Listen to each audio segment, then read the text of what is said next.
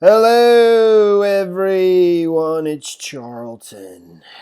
Please subscribe to my channel. Tap the notification bell. I'd appreciate it majorly. Okie dokie. So, just once again making another video about these two missing kids from Idaho, JJ Vallow, Joshua Vallow, and Tylee Ryan. Who remain missing, as well as their mom and stepdad, Lori Vallow and Chad Daybell. There's some suspicious deaths surrounding both, actually. Chad Daybell, his wife, Tammy Daybell, her death is being investigated as a suspicious death, I believe. Lori Vallow's brother's death is being looked into, as well as maybe even Charles Vallow, her former husband, who was shot and killed by her brother, Alex Cox. So, there's just a few things I want to kind of quickly go over. It just remains an absolute mystery to many people, and there's just so many oddities to this. If you've watched my channel for the last few videos, I've been focusing on, and I don't hear anyone else saying these things, but it's just my idea. It's just an idea, though. It's just theory. Just questions I have. I don't know these things for sure. But I thought it was about life insurance, and collecting on life insurance somehow, and that maybe some of these persons were terminally ill or sick, and they were trying to avoid, and still, I don't know, stage their deaths in strange ways to make it look like they weren't, that they were natural deaths, and therefore, still collect on the life insurance. I don't know. I mean, that's the only thing I can think of, because there's so many people, there's several deaths with so many parties involved. And I just don't believe that these people are being killed in cold-blooded murder, and that there's a murder. I mean, just doesn't seem like that to me. I mean, there's got to be a motive, and usually the motive is money, and that's where I think the money's coming from. So where else is the money coming from? In any event, this is Alex Cox, Lori Cox's brother. And this is a picture from the Daily Mail that they pulled from a Facebook page. It's actually a family photo, and Lori Vallow's in this picture too. This family photo as well as the rest of the family. And Lori's over to the right in the picture. Most of the other family haven't been shown though, so I didn't want to show it just at this point. It's over at the Daily Mail, but the Daily Mail is a UK outlet, and they kind of have different rules. So.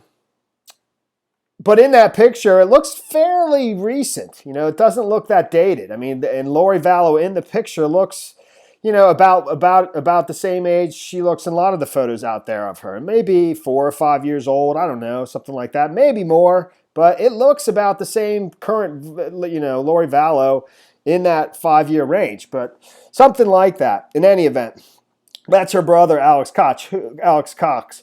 For some reason, over the Daily Mail, they say he's 51 years old, when he died, age 51 years old. Chad Daybell is 51 years old. He's the only one that comes up again and again as 51 years old. Maybe that's just what the mix-up is. I don't know. Maybe he's actually 51 years old. Possibly. I don't think so, though. I don't see how it's possible. He doesn't look, he looks like he's in his 30s there, and again, I just don't think this photo is that dated. Maybe 5 years, maybe 10, whatever. I just don't think he's 51, and I think he's Lori Vallow's, and actually it is Lori Cox was her maiden name. I think he's her younger brother. In any event, and the story basically goes over that there was some fight they had out in front of the neighbors. The neighbors were called. The reporters spoke with the neighbor, I think in person. He's in the area, I believe. Hold on a sec. There's a point to what I'm trying to say. So here's Cox mysteriously died, age 51 on December 12th. This is the Daily Mail article, and it is, so he is in Arizona. Martin Gold in Santan Valley, Arizona, which I guess is near Gilbert, Arizona, I think, or Chandler. I'm not real sure. But he spoke with one of the neighbors, and this reportedly they had some kind of fight, and she was saying, you're a disgrace to the family, screaming and accusing him of bringing disgrace on their family. I think the fight occurred approximately a year ago, if it in fact occurred. This is a neighbor who's claiming this, and I don't know what the relevance of that is exactly. But then again, he says that Cox mysteriously died, age 51 on December 12th, just 10 days after running off to Las Vegas to get married. He did get married 10 days earlier to a woman who's named in this article as well, and who I talked about in the last video. We haven't heard anything from her. We don't know if the police have spoken to her or what, or whether she's still in the picture, or, we just have no idea, other than her name and that they got married in Las Vegas on, I think it's November 29th, like he said, 10 days before he was killed. So, and same thing here, the brother Alex Cox died last month, aged 51, just 10 days after running off to Las Vegas to get married, in any event. So, but this photo right here, that's the one that's over at the Daily Mail. This is from Fox. I forget this dude's name, dude. I'm sorry. Herbets, who's done a ton of reporting on this well, and tons of good stuff. Herbets, from Fox 13, Salt Lake City. I think I've seen him in Vegas too, but I'm not real sure. I know that dude right there. I don't have time to go into him, but he's done a ton of reporting. He had an exclusive interview with, Kay Vallow, Woodcock, and Larry Woodcock. This is Charles Vallow's brother, and the grandparents, the biological grandparents of JJ. And he had an exclusive with them on January 5th, I believe, in their home there, I guess. I'm fairly certain, but I'm not positive. In any event, but he's got a photo of Alex Cox, too, a more current one, it looks like, but even there, he doesn't look like he's 51 to me. He just doesn't. Maybe he could be, but it's totally different, and I don't know if, there's just a drastic difference to that, and I don't know if that's just age or something else, but it just looks much different to me. And I don't know what his story was. Who would, how would I know? But my he's sort of the last one to have died in this. You have Charles Vallow, Tammy Daybell, and then the day after Tammy Daybell's body's exhumed, he dies, and we don't understand. We don't know what the causes of his death. There's no information out there other than at Herbert's Twitter feed. He basically reports that a spokesperson with Gilbert Police Department says the autopsy of Alex Cox will be finished approximately 3 months after his death on December 12th. So 3 months after December 12th, we're about a month into it. We got 2 months to go before we're getting an autopsy report on him. I don't know why it takes that long. It doesn't normally, I don't think so, but, whatever. You can just chalk that up to the many, many different odd things in this, I don't know, man. I think my thought is the correct one, obviously, or else I wouldn't, be saying it. But, and the timeline is strange how, he got married November 29th, 2019. Alex Cox, Lori's brother, and Zulema Pastanez are married in Las Vegas. Her social media has been taken down, I assume, by herself. The Daily Mail's got pictures of her up there, and they're up there. Even when you take your stuff down, it remains up there for a period of time until, just time goes by, and it's still, you can still see it in the Google image search and stuff like that. But anyways, that's 2 days after the police basically were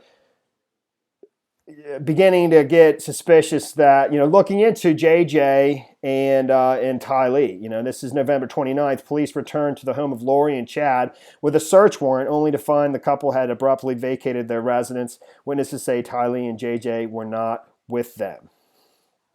So, but 2 days after that, Alex Cox goes and gets married in Las Vegas with this woman, Zulema Pastanez. And then 10 days later, he's dead. And we don't even know. I assume he was dead in Chandler, or in Gilbert, Arizona. So, and I'm just kind of putting some stuff on the wall here that I don't know exactly what to make of all of it. It's just things that stand out to me. So at one point, the Charles Vallow and Lori Vallow moved, they lived in Hawaii for a short period of time, I think a year or less. And they basically went there supposedly to start a juice bar or something like that. That failed, I believe, that didn't work out. So as here it says, and this is a timeline from the Post-Register, and this is a very good timeline. There's one over at Web Sleuth that, you know, some person put together, which is extensive, you know, and I'll use some of it, but it's all not necessarily all verified. But here it says, from the Post-Register, end of 2014, Charles and Lori moved to Hawaiian island of Kauai, with JJ and Tylee, according to business records filed by the couple. That's pretty much the extent of it.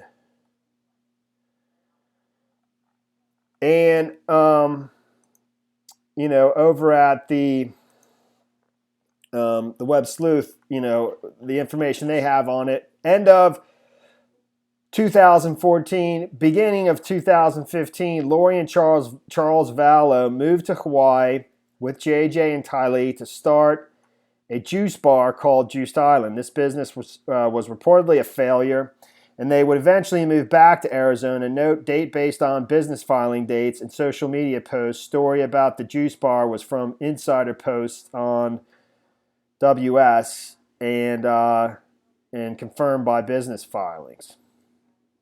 8 December 2014, Lori and Charles Vallow registered a business called Juice Island Hawaii LLC in Princeville, Hawaii. 12 January 2015, Lori and Charles Vallow register a business called Juice Island Princeville LLC in Princeville, Hawaii. So that's just a couple months, you know. But then it does say down here, basically August, mid 2015, Lori and Charles Vallow register a business entity called Juice Island Lihu LLC in Princeville, Hawaii. Princeville is a fairly exclusive, you know, town in Hawaii, you know, with expensive real estate there, you know. And I was just looking at some stuff about Princeville is a 9,000-acre upscale unincorporated master planned community of homes and condos on the north shore of the island of Kauai in Kauai County, Hawaii, United States. I don't know if I'm pronouncing Kauai properly, but anyways, the population was 2,158 at the 2010 census, whatever. And there it is there. You know, and when you search, there's 4 different addresses there's 2 for Charles and 2 for Lori Vallow when you search them, you know, just doing random online free searches, you know. In that area, Princeville, Hawaii, and for Charles Vallow, Lori Vallow, there's 2 different addresses for Charles Vallow, 2 different addresses different from the Charles Vallow one for Lori Vallow, you know. And when you look at those properties, they're very expensive properties, you know. And they're there end of 2014, 2015 to mid 2015, maybe for a year before they come back to Arizona. But there's 4 different properties. One's worth $1.6 million. One's worth $1.2, $1.3 million, $1.6 million, $2.3 million. You know, they're very, very expensive pieces of real estate. And, you know, you can search the property records in Princeville, Hawaii, Kauai County, Hawaii, and they're not the owners of those properties, at least not to date. And I don't know the previous owners, but I don't think they own those properties, basically, is what I'm getting at, you know. And I don't know what they were doing. I don't know if they were renting them, you know, in the time that they were there. That would have been extremely expensive to do that. It's possible, you know. I have no idea. I really don't, you know. I tell you, I mean, I just know, one possibility that thought came into my head is some of these rental communities that are exclusive communities, a lot of these homes, because they don't rent consistently, particularly in off seasons. You know, they'll be vacant and empty. And you know, I don't know if, you know, I mean, it would be pretty comfortable to live in there without electricity. I really don't know. I mean, it's just to have 4 different properties that you never had any ownership in. I mean, it could have just been renting, but it's like $600-700 a night. Obviously, it's off season. You know, it'd be cheap. I don't know. It seems very strange, but who knows? There could be a totally reasonable explanation for it. In any event, so but one last thing before I close this out. Where's that? Darn it! I closed it. So,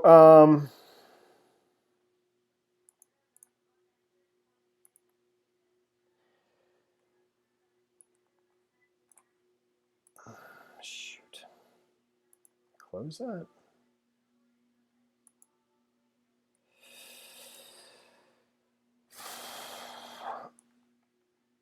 So,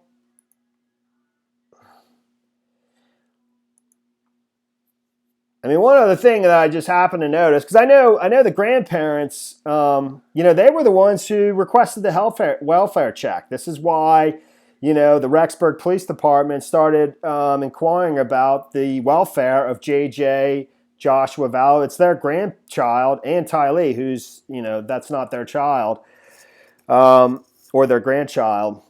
But they were the first ones to inquire, ask the police to do a welfare check. The first story that Lori Vallow and Chad Daybell reportedly gave to the authorities was that they were staying with a relative in Arizona. Supposedly the authorities checked with the relative in Arizona, and they weren't there. So they went back to the residence with a search warrant. I think that's even in here somewhere. Yeah, actually, it was back here when I was with this, right when I was talking about Alex Cox going off and getting married, on November 29th, 10 days before he was killed or died. November 26, 2019, police go to Lori and Chad's residence at 565 Pioneer Road in Rexburg to conduct a welfare check on JJ at the request of his grandmother, Kay Vallow Woodcock. Lori tells police the children are in Arizona with relatives. Police contact the relatives, who say they have not seen the children. Police return to the home of Lori and Chad with a search warrant, only to find the couple had abruptly vacated their residence. Witnesses say Tylee and JJ were not with them. But I noticed that the grandparents, Kay Vallow Woodcock, is it Woodcock? Woodcock, yeah, and Larry, her husband, they were in Princeville, Hawaii. Not long after they had actually asked the authorities to do that welfare check. And this is December 22nd, 2019. It could be, some people vacation on Christmas for sure. And that's what it could be. But that's the same place where Lori Vallow and Charles Vallow spent a period of time trying to start that juice bar business that failed or whatever, and have 4 different addresses that are basically in excess of $1 million properties in each one. And I don't think they were ever owners at those properties, I believe, But that's December 22nd, 2019. And this is the day they put that photo up there of JJ, their grandson. When it says that's his 4-year-old birthday, and that's 2 days after they put that up there. That's 2 days after the Rexburg Police Department basically put out a bulletin, a missing persons report for JJ and Tylee. And so they changed their profile picture.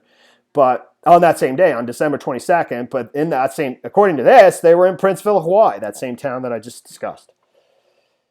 And, that's pretty much the story there. The only other thing is that Chad Daybell's brother felt compelled to put out a statement. I'll just read it very quickly, basically asking Chad to come forward, and just cooperate with authorities no matter what's going on. He probably doesn't even know, but he's just saying he's asking his brother to come forward, something like that. He hasn't been very close to his brother in some time, it says, but I'll just read it as quickly as possible.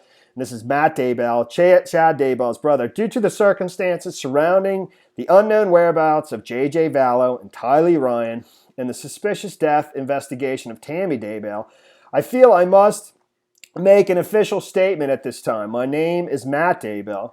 My wife is Heather Daybell. We have been residents of the Rexburg area for over 15 years. Chad Daybell is my oldest brother. I've not seen nor directly spoken to Chad since Tammy's memorial here in Rexburg on October 23rd, 2019. Since that time, I have texted Chad twice, once when I heard from a neighbor of his quick marriage to Lori Vallow, expressing to him my shock in dismay at the news. Second, just recently pleading with Chad to cooperate with authorities and reveal the whereabouts of his new stepchildren. I have not been close to Chad since childhood. My immediate family has had little association with Chad the last many years due to our concerns with his religious claims and particular books he had chosen to publish, including his own.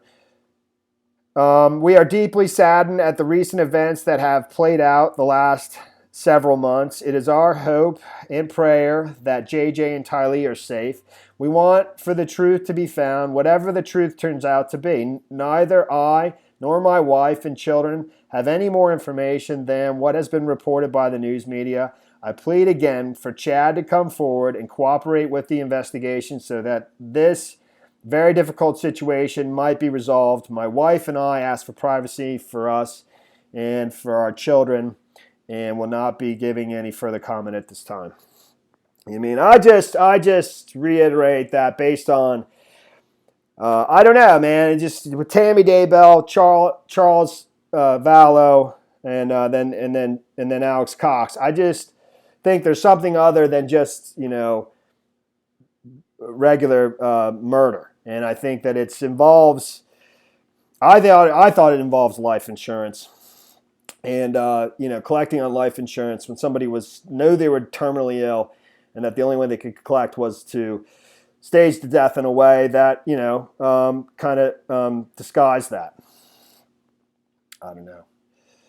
So, you know, that's pretty much the whole story there. There's a couple other things. There's the nephew, and here, this couple, Kay Vallow and Kay Vallow Woodcock and Larry Woodcock, they talk about the Tammy Daybell incident. And I don't know how they heard about it, supposedly, you know, from reports, I guess, you know, that some person in a ski mask approached Tammy Daybell at her car as she's getting groceries out of her driveway in front of her home at night in a ski mask, and she thought it was a paint pellet gun, you know, that didn't have any ammunition in it, because I think she says he pulled the trigger a couple times and it didn't go off, whatever. These two are talking about that, but they're saying they believe that it wasn't a paint pellet gun. They believe that it was a gun with, you know, a 119 or something. I don't know guns. She describes it because her husband, Larry Woodcock, does know guns or something like that. And they believed it was a gun with a silencer on it, not a paint pellet gun, and that it misfired.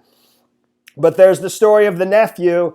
He told the story of being approached in his driveway by somebody who fired at him with a silencer, fired at him with a gun with a silencer that blew out his window in his car and supposedly just missed his head. And supposedly that was investigated, and it came from a Jeep that was registered to Charles Vallow. I just don't know. I buy all this stuff, you know, and I just think it sounds like these other incidents are just a smokescreen to, like, these little to hide what's going on. Confuse. And that's the story there, man. Thanks for watching my videos. Please subscribe to my channel. Give me a like down below. I'll see you in the next video. Later, man.